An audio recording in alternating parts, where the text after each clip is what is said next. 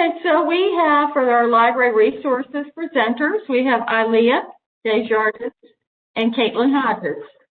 And Ilia began working at the Talking Book Center in 2018 after volunteering for several months. And under her guidance as the TV supervisor, the Talking Book Center in Staunton was recognized by the NLS as the SubRegional Library of the Year. She has lived in Staunton for 13 years and enjoys cats. And Kaitlyn Hodges is the Disability Services Librarian with the Virginia Beach Public Library, where she serves as advocate and resource for patrons with disabilities, educates internal and external customers about the Talking Books program, provides outreach services to the community, and implements process improvements to the program. Kaitlyn is also a 2019 ALA Emerging Leader, and more recently she served on a panel at the National Library Service for the Blind and Print Disabled 2020 conference and written an article for the newest issue of Virginia Libraries. Her passions are providing equitable and inclusive programs and services to all library customers. Thank you, ladies. Welcome. Hello. So my name is Ilia, and I'm the supervisor here at the Talking Book Center in Staunton. So we put together a slideshow for you all, and I will do my best to describe all the pictures in it. So this first slide is just says Introduction to Library Resources, and has Kaitlyn's information and my information on there. All right, so who we are. We are subregional libraries of the National Library Service. There are 7 subregionals in the state of Virginia, and the National Library Service itself is a national program. So I'll read this slide here. This is for the National Library Service.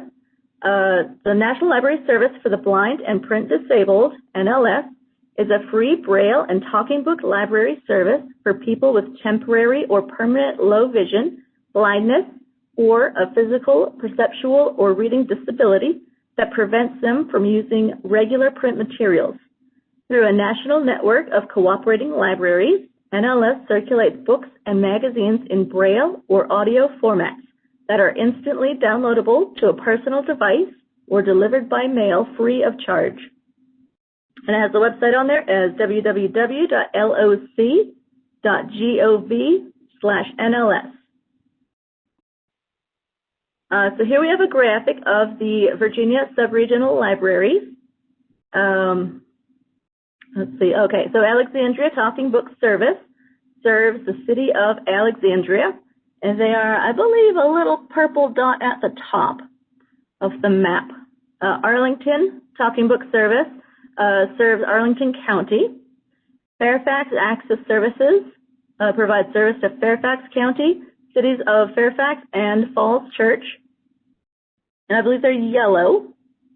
The Fredericksburg Subregional Library Access Services serves Prince William, Spotsylvania, Stafford, King George, Caroline, Westmoreland, Orange, Fauquier, Culpeper counties, and the cities of Fredericksburg, Manassas, and Manassas Park, and they are the bright red color. Roanoke Talking Book Service serves Allegheny County, Fontourt, Craig, and Roanoke counties, and the cities of Clifton Forge, Covington, Roanoke, and Salem. And they are kind of a maroon color on the left side of the state. The Staunton Talking Book Center serves Augusta, Bath, Highland, and Rockbridge counties, and the cities of Buena Vista, Lexington, Staunton, and Waynesboro. And I made us as Talking Book Blue. And then the Bayside, or Virginia Beach Bayside Area Special Services serves Virginia Beach, and they are kind of a teal color on the right-hand side. And then the small black dot in the middle is Richmond, and that's the state library itself, and they serve anyone that is outside of the regular sub-regional service areas. So the history of the National Library Service. It says, the need for books for blind individuals grew even greater attention after World War I, when war-blinded soldiers returned home and the numbers of Americans with visual impairments grew. However, by 1921, only a very small portion of war veterans and the general public had mastered Braille well enough to read Braille books. Of those who could read Braille, few were using library facilities whose stocks of Braille literature were inadequate. In 1931, congressional representatives Ruth Baker Pratt and Reed Smoot introduced a bill requesting funds to produce books for adults who are blind. The Library of Congress would administer the project. American Foundation for the Blind lobbied in support of this bill, and Helen Keller, employed AFB, spoke to the House of Representatives in Washington, D.C. on March 27, 1930. And the Pratt-Smoot Act became law in March of 1931. So actually this year, the NLS is celebrating their 90th anniversary. And here we have a picture of Helen Keller, who is actually listening to a record. The speakers are on the top of the record player, so she has her hand on the speaker and she is listening along. And for the timeline, March 3rd of 1931, Pratt-Smoot Act established library service for the blind. The following day, a joint resolution passed creating the National Library Service for the Blind. In 1933, Standard English Braille and the talking book were invented. In 1952, service was opened to the blind children. In 1966, service was expanded to people with physical disabilities. And over the years, the formats changed, but the NLS continued to provide service to customers, reel-to-reel records, floppy records, cassettes, and now digital talking books and downloads. And here we have some pictures of the different record players over the years. There's the record player on the left that had external speakers, so people could listen together. There's a record player in the middle. It has a speaker on the top of the lid that just sort of opens up, stays together. There's a handle, so you can carry it with you. It's a nice, I think, 30 pounds.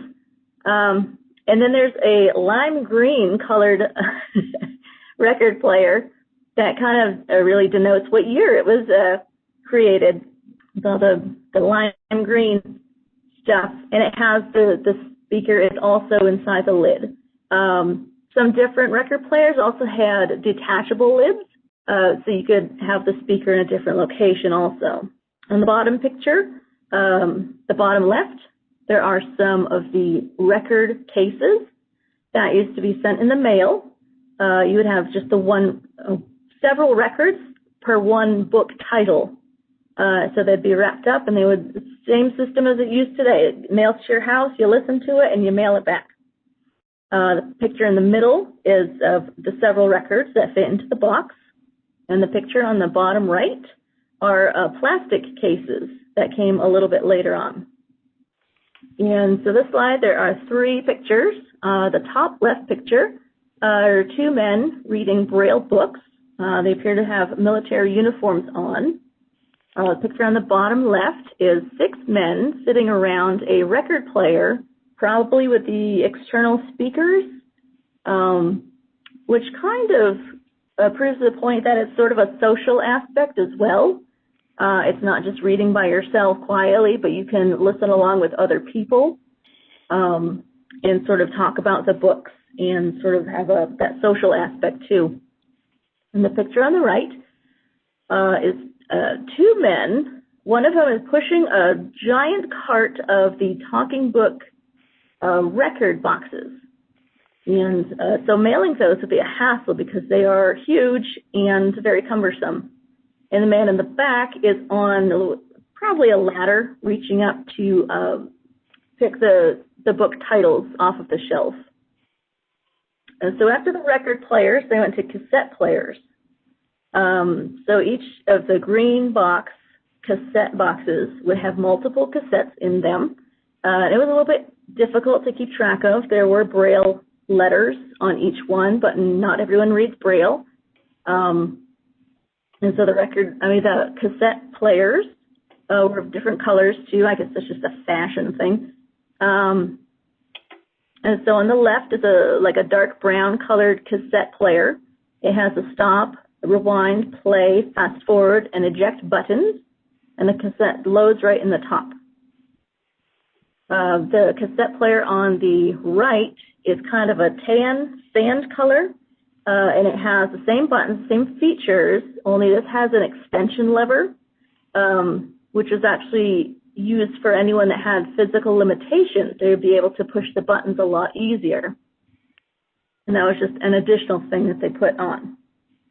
The picture on the bottom on the left is a cassette player or a cassette box with cassettes. The picture in the middle is an E1 machine, which are a little bit older. There's no play button. You would play the cassette by pulling down on the frame of the machine, and I believe this machine does not have is not battery powered. So you would be kind of stuck to wherever you have electricity, whereas the other cassette players have battery powered. And then the picture on the right is the green cassette boxes. So the materials that we provide, all sub-regional libraries provide the digital talking book machine, which is a picture on the top right. There's a DS for standard and a DA for advanced. There's two different types of machines. We provide headphones. The remote control is the picture in the middle. It's a remote control, which will actually turn a DS player into a DA functions with the bookmarks and the bookmark skipping and the menu button. And that has a USB connection that you would plug into the side of the machine. And then there's a picture on the bottom. It has a pillow speaker, which you would use if you were bedridden. You could put the speaker under your pillow and connect it with a headphone jack to the machine. You could listen that way. There's also a cartridge connector that is a USB, so you could download books onto a blank cartridge. There's also a headphone jack. The cassette and the record players had larger headphone with a larger headphone jack in it. So to transfer those headphones to the digital machine, we have this little adapter. And then there's also a USB connector. If you wanted to download your own books onto a flash drive, it may stick out of the side of the digital talking book machine. So we have this little adapter that will make the USB flat against the machine, so it's not sticking out as much. And then we also have a picture of the blue digital box, the gray box, and the red box, which is typically for magazines. And then we have a cartridge of white color, which are the standard talking books, the peach color, which are 4 gigabyte USBs, and the mint color cartridge, which is 1 gigabyte of memory, and those are rewritable. So we also provide the talking books and the magazines in audio format. We have access to Braille books and Braille magazines. Those are usually sent out of the Richmond location. Some sub-regional libraries have twin vision books and large print books also. We all provide access to BARD, the Braille and Audio Reading Download, which is a tablet or smartphone app or computer. And then we also have the Talking Book Topics, which is a bi-monthly catalog provided by the NLS, and that is in paper, large print, or in audio. And then some sub-regionals also provide the audio descriptive DVDs, twin vision books, large print books. Some have book clubs, some have reading contests, all kinds of different fun stuff. So the NLS itself also provides music materials in audio and Braille. These are music scores in Braille or large print. There's downloadable music appreciation and history titles. Those are generally older musicians and older titles.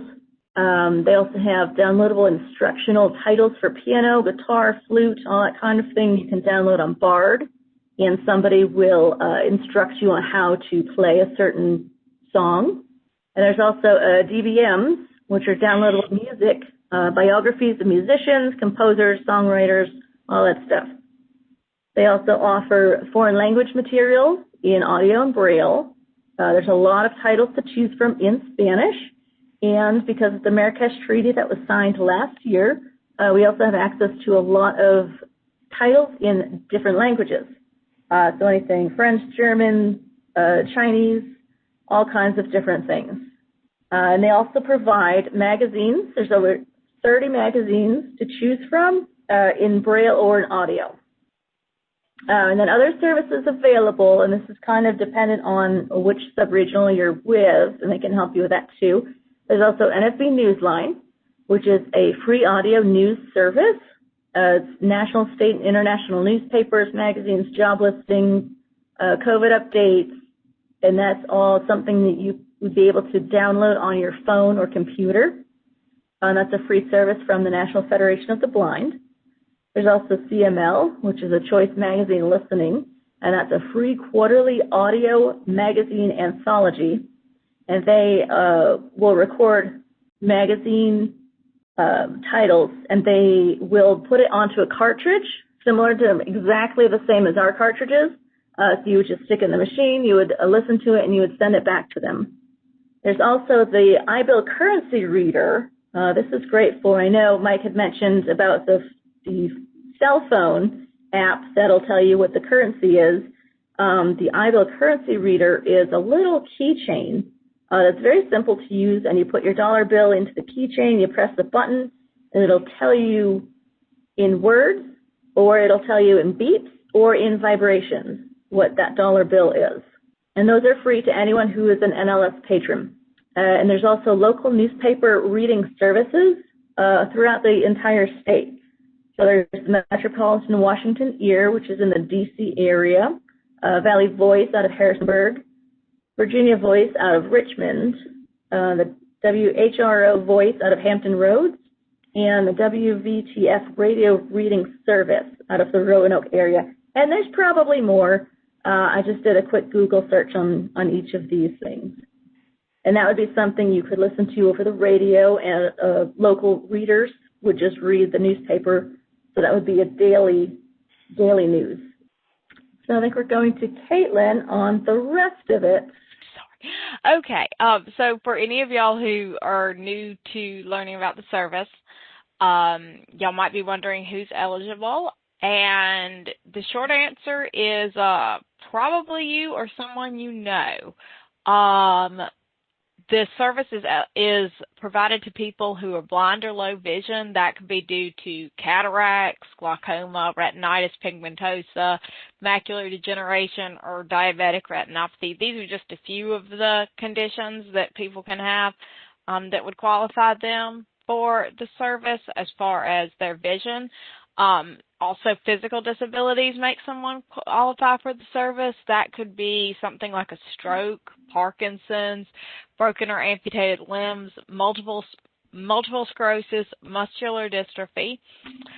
Basically, it can be a temporary or a permanent physical disability that could qualify you. That's why things like broken limbs, obviously they heal, but it still would make reading very difficult for you. So they would qualify for you for the service as long as you were unable to hold the print book or turn the pages. Additionally, reading disabilities qualify. The language used to be an organic brain dysfunction, but they're changing that a little bit, but it could be something like dyslexia. And for this condition, it was recently revised to where anyone who can sign off on any of these other conditions could also sign off on that. But I'll get into that on probably the next two slides. It is also available to institutions that have people with these qualifying conditions. That could be nursing homes, assisted livings, rehab centers, schools with special education classrooms, or even library branches or school libraries. The key is they just have to have people who would have one of the conditions that would make them eligible for the service. And so essentially, In order to get the service, you'll obviously have to fill out an application. There are several parts to the application. All of our libraries, even though we're different subregionals, still have all these parts to them. You'd need the name and contact information, alternate contact. That's very important because if there's another phone number that you could be reached at, it'd be fantastic if we could get that, just in case something happened to your current phone number. Your veteran status, that's because veterans get preferential treatment in that if there's a waiting list on a book or on a machine or anything, they're the first to get it. We'd also need to know what format you prefer, whether it's large print, digital, or even download, as well as your reading preferences like your subjects, your authors, your titles, anything that can let us know what you like and what you'd want us to send you. We'd also need the signature of a certifying authority and a qualifying medical condition. Our libraries do not share this information. This just has to be on the paperwork when you submit it. Now, you may be wondering what a certifying authority is. That could be a doctor, it could be an ophthalmologist, an optometrist, a rehab counselor, an activity coordinator, nurses, or other medical professionals. That could be somebody like an occupational therapist, a physical therapist, any of that could certify that you cannot hold print material, turn pages, or you can't see it. Teachers of the vision impaired, special ed teachers, or even library staff can certify, just anyone who's willing to attest that you qualify for the service. Next slide, please. Now, we touched on this a little bit, the previous presentation touched on this a little bit, BARD. It is called Braille and Audio Reading Download. That is available to all our customers. You can download an app for your computer or your smart device. That would be, we have BARD Mobile. That's the most popular one. And it allows for our customers to instantly download books to their device without having to wait on the mail. That's a big one, especially recently, and over the past couple months. The mail has been slow. So if you have the capability to download your own books, that is fantastic because that just takes out a hurdle that you'd have to deal with. The benefits are you have more selection than you would in the physical collection. You can keep books on your device as long as you have space, so you don't have to return them in like a month or however long your library does it. It's obviously more portable than the digital talking book player because it can be a device that you carry around anyway. And it works on Apples, such as iPhones and iPads, Android devices, Samsung, Google, all of that, as well as Kindle Fires. Next slide. This is just a picture of the interface. On your left, you'll see the Apple interface, and on the right, you'll see the Android. If you can see the slides, it's obvious that the placement of the buttons is pretty similar to the player itself. So they tried their best to be intuitive and kind of design it in a way that you would already know how to operate the app if you've had a player before. Next slide. So, how you would access BARD. You would need to apply for BARD, or you'd need to call one of your Talking Books libraries, and they can help you with the application. You would then wait for an approval, which is usually, a couple minutes, and then in a confirmation email containing a temporary password. You would need to use your computer to change your temporary password to your permanent password. You can't go in through the app and change it, at least right now. I think they're working on fixing that. And then after you have your permanent password, you download the app to your phone or to your tablet or to Bard Express, which is on your computer. And then you'd be able to start downloading your books after you put in your username, which is the email you use to sign up, and your password that you created. Next slide.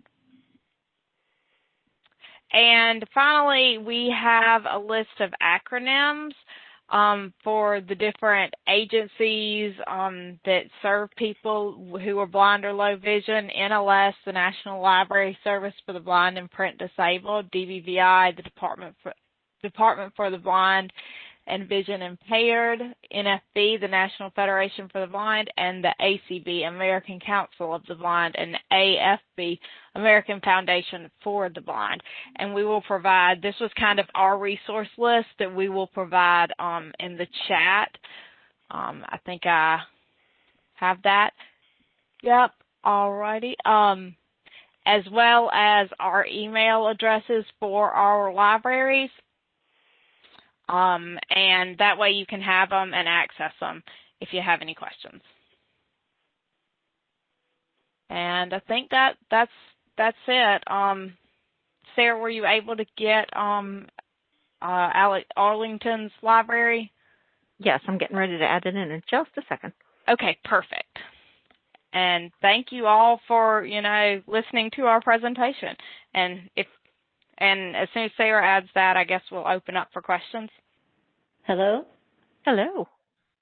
I just wanted to thank everybody for the presentation. They were very interesting. Thank you very much. Kaitlyn, this is Marilee. I have a question.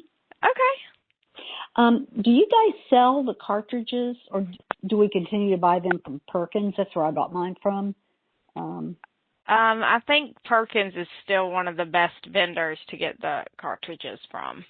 Okay, so you guys don't sell them? No. Okay.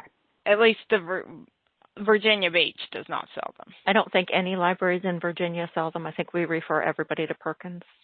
Okay, thank you. I believe the issue with that is the Mint cartridges only hold 1 gigabyte, and I believe Perkins sells them at like 16 gigabytes. So that's a lot more books. Oh, yeah. Yeah, it is. Good to know. Thank you. It'd be hard to run out of space with that one. Yeah. Yes, I have a question. This is Tamiko. Yes, ma'am. My question is, how will we be able, you said you could get music as well, magazines. So how, I didn't know that I could request like music. It's music materials on how to like learn how to play an instrument. Oh, okay. Yeah. But if you're interested in that, we could get you in contact with the music division and you could find out more from them. They also have a number of scores. So if you're looking to sing in a choir, for instance, and a lot of your members of your choir need vision assistance, then we could provide the scores for whatever it is your choir is looking to sing. Oh, okay. Sounds like somebody's tapping on their mic to maybe want to ask a question. If so, we do hear you, so go ahead. Hi, this is Dana. That was not me. I had to step away for a moment, but the cartridges, where would you use are you talking about like USB cartridges? USB? The cartridges that go in your player that have the books on them. Oh, for not people. That one. Okay. Other kinds, I think she mentioned. Oh, you mean the ones that go in the player? Okay. She was talking about the ones that go in the player. For people who use Bard Express, they can download their books to their own cartridge if they purchase it from Perkins. Okay. And that way, you can download them to your cartridge, and then you can clear your cartridge, and then you can keep putting your books on that and using it with your player. With the player, okay. Mm-hmm. All right, so I get in touch with the library to find out how to get in touch with Perkins. Where is Perkins? It's in Massachusetts. Oh, okay. Exactly. I'll check with the library. Thank you. And I'm going to see if I can look up the address for Perkins and put it in the chat, but also read it to everybody as well. Give me just 1 second.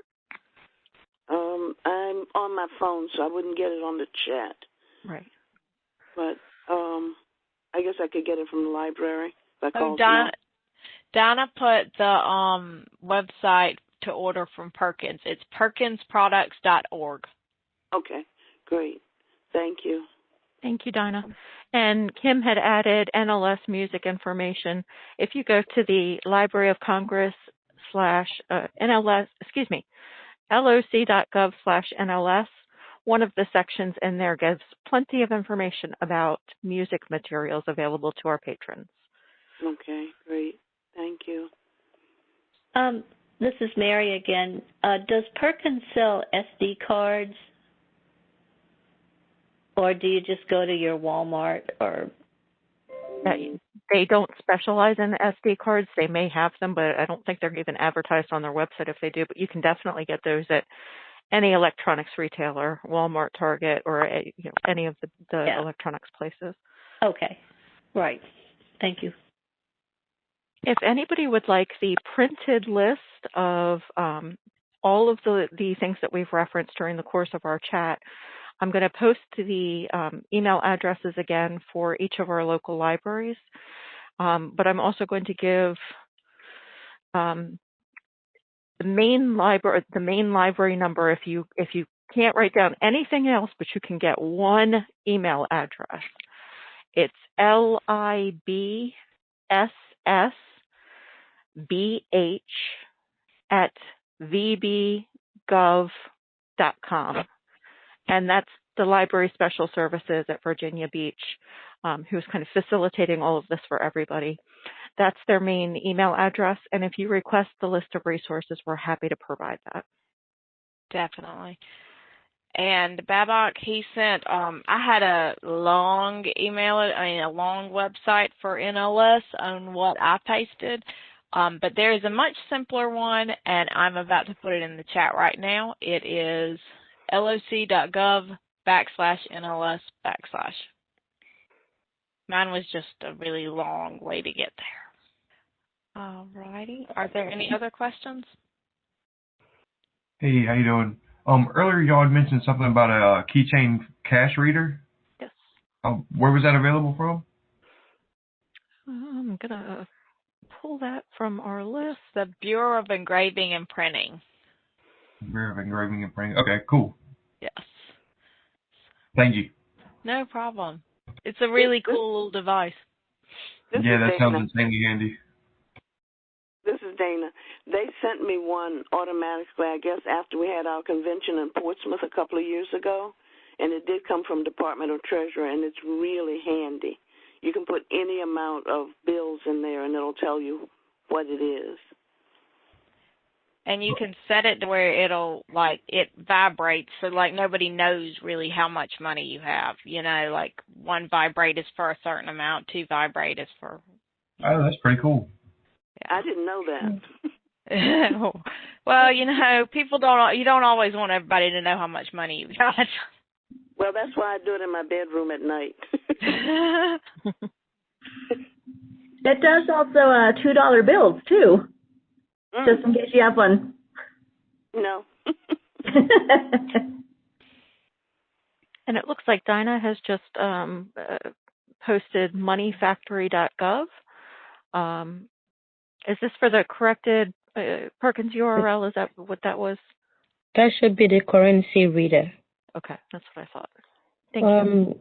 And to the lady that had mentioned getting it at the conference, that was the beginning of the program. So if you were a Talking Book patron or affiliated with NFB or ACB at that time, you would automatically get one. But now you have to request for one from the currency reader program. Oh, okay. Thank you. Thank you. I have a question. When I received this link, I think it came through possibly ACB. Mm-hmm. Could it go to that, do you think? The iBell reader link? I think so. My aide read it to me, but through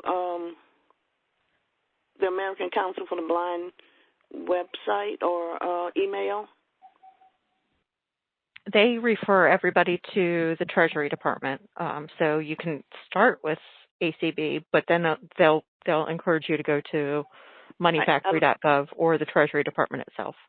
Right. I don't mean that. I mean your list. The list you're sending out in the chat for those of us who are on the phone.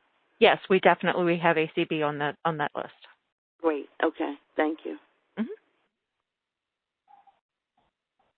Linda, I got a question. What now? Yes, go ahead. I get the talking book. Can you hear me? Yes. Yes. Oh, I get the talking book, the catalog with the books in it and the list in there. Does that mean I'm already qualified, or do I have to apply? If you're already getting talking books from us, you definitely qualify already.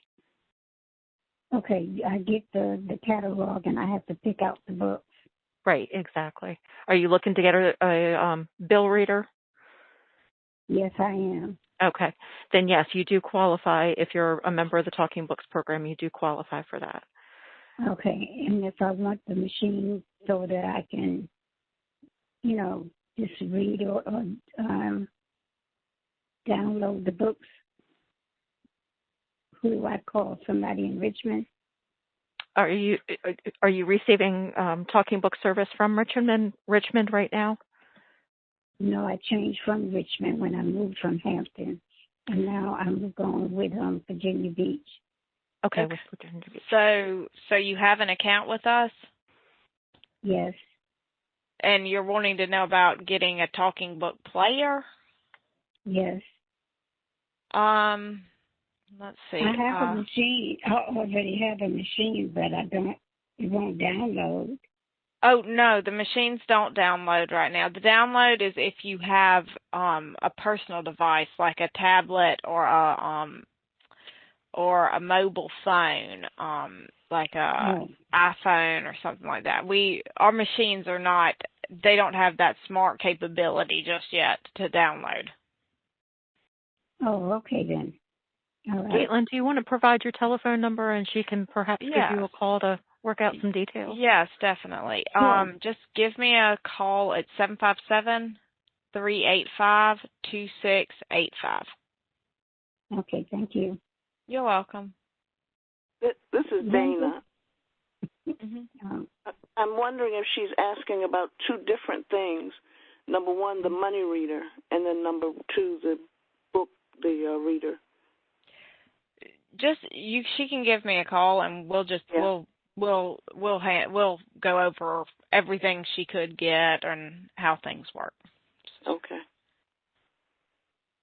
All righty. Well, if there's no more questions, I guess this will conclude our virtual blindness resource fair. Thank you so much. We really appreciate it. Thank you. Thank y'all for coming. You.